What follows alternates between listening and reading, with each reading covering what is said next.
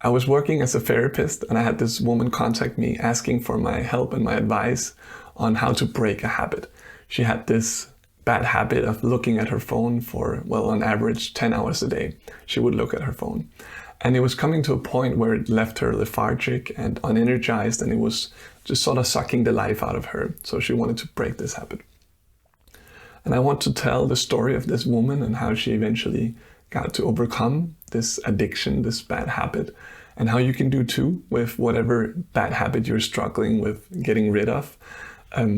Not by doing less of it or trying to force your way through, but by actually sometimes doing more of that and giving it your awareness and your attention while doing it. So before telling that story, I want to lay the foundation of what a bad habit really is, so we can understand it together. Because I think a lot of actions can be seen as habits, right? Things we do repeatedly. But what makes a habit a bad habit, I think, is when there's a disalignment between our ideal self and our actual self. And what I mean by this is that the ideal self is me as I want to be, right? My dream of how I could be. And my actual self is, well, me as I am. And when these two are aligned, right, it feels pretty damn good. I am who I want to be. But when they're not aligned, well, there's some tension, there's some discomfort, right? It doesn't feel quite good. Oh, I really want to stop smoking, but I'm smoking all the time, right? So there's some internal tension and it breaks you down a little bit. So the way most people go about trying to change a habit, as I see it, is that they try to really align these two by using force, right? I'll just push these two hands, in this case, together to create an alignment between what I want and what I do. So I'll just throw away the cigarettes, stop smoking, so it can come under this other hand, which is what I want to do. And by doing this, by using this force and by pushing our will through and using willpower in that way, I think what happens for most people is that at some point they get broken down and tired down and they just snap, right? It becomes too much for them. They can't push these two hands together, and at some point they break again, right? Because that's their natural state. So if you try to stop smoking, well, eventually you'll pick up the cigarettes again and smoke even more than what you did before. Or if you had a phone addiction, looking at your phone too much, well, you delete all the apps you are addicted to, and then a week after you snap and you install them all again and you look at them even more than you've been looking at them before, right? And it's a vicious cycle like that it keeps going. It can be really difficult to break out of a bad habit. So I want to introduce you to a different way of approaching breaking a habit and building up good habits, which starts off with a wonderful one-word question, which you can use and which I'll introduce you to. And the question is simply asking, why? And let me show you why this question is so beautiful. So asking why, and in this case with the woman who was looking at her phone too much, that came to me, asking why do you look at your phone 10 hours a day, can have quite the powerful implications. So let me take you back to the story. So what happened is that she told me what was going on in her life and how it was. And eventually I asked her, so why are you looking at your phone 10 hours a day? And her initial response, which would be most of our response, was something like, because I'm so lazy and I'm just such a stupid human being, and I'm not capable of anything and blah, blah, blah, right? All the negative sides that she was almost rehearsed in, right? Because they've been playing in her mind again and again, this repeat of how terrible she was for not being able to break this habit. Because the negative sides of any bad habit is always super apparent to us, right? So I asked her again, okay, that's one reason. So give me another reason. Why are you looking at your phone 10 hours a day? And she would go, well, because I'm so tired all the time, so I can't really amount to anything else. I'm quite lazy, or something like this. And I said, okay. And we kept going and we went through all these layers of all the negative things of what a terrible human being she was for being so addicted to a phone. And eventually, having gotten through all this and still repeatedly asking the question, why do you do it? Well, we came down to something which was quite important and quite sort of undiscovered, something she hadn't given a lot of thought, which was, well, there might actually be some really positive sides. So I asked, why do you look at your phone 10 hours a day? And she would say, well, I think I feel quite lonely actually. So for me, looking at the phone is a way to feel belonging and a sense of community. I don't feel lonely anymore because I can watch these like YouTubers and feel a part of their community. I can sort of watch like-minded people around the internet and then feel a bit more connected to the world, because the people around me I don't feel connected with. So I feel a bit lonely here, right? Wow, okay, amazing. So it makes you feel connected, right? Not lonely.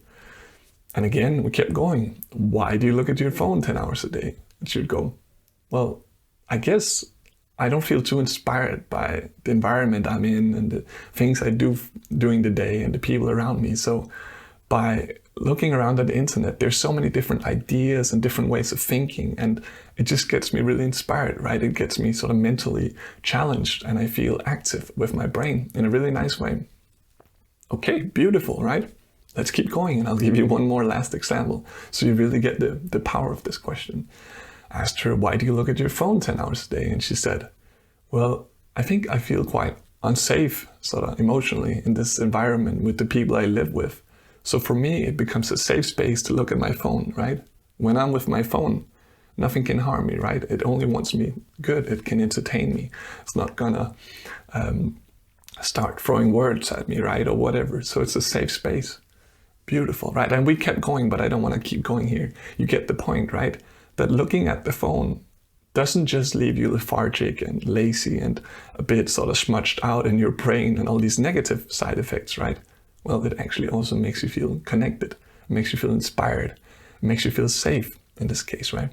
So if you try and use force to just coming over this habit and trying to break the habit using force and willpower and pushing your way through, well, not only will you remove all the negative side effects, right, which you're trying to do, but you'll also remove all the positive side effects, right? Okay, so maybe I won't be looking at my phone all day, but then I'm going to feel lonely, unsafe, and uninspired, right?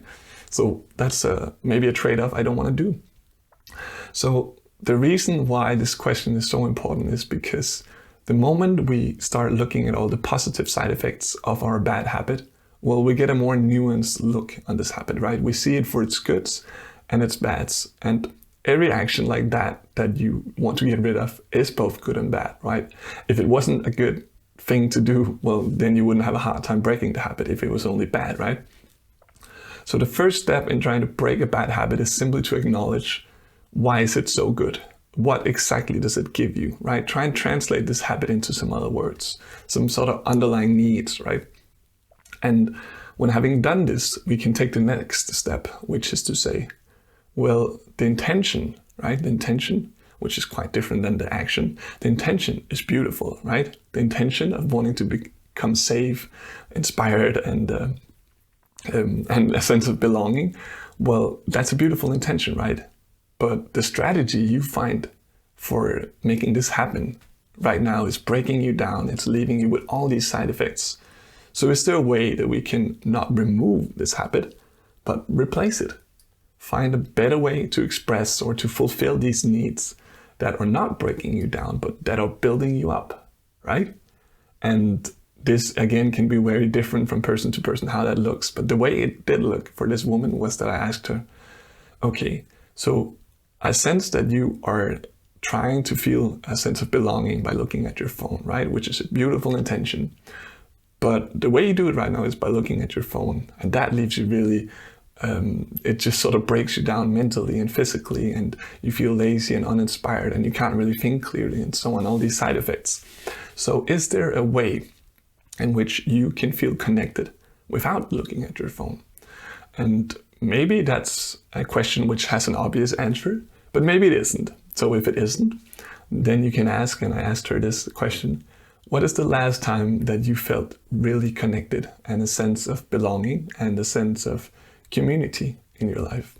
And she went, well, there was this one book club actually that was really nice. And, you know, I went there and I just really felt like I could connect with these people. And actually, in this case, also that book club left me really inspired, right? Because these people would talk about things I hadn't read myself out of these lines, right? They read between the lines in ways that I haven't thought of. So I felt really inspired. I felt really connected. I felt a sense of belonging. well, actually, I felt quite safe there too. So by digging back in the past and looking at what things did fulfill these needs in the past in a good way, we might get inspired to take action today to ask ourselves, can I not remove this habit, but can I replace it to find other, more fruitful ways of fulfilling these same needs? So eventually she let go of this phone use because I advised her to, well, not stop using her phone, but to use it really actively in a way where she kept reminding herself, why am I doing this?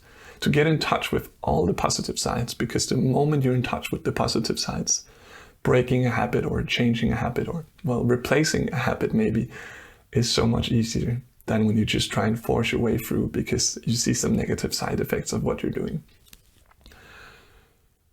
So I guess to sum it up in a cheesy way is that if you want to break a habit, then soft is stronger than hard. So good luck with breaking your bad habit.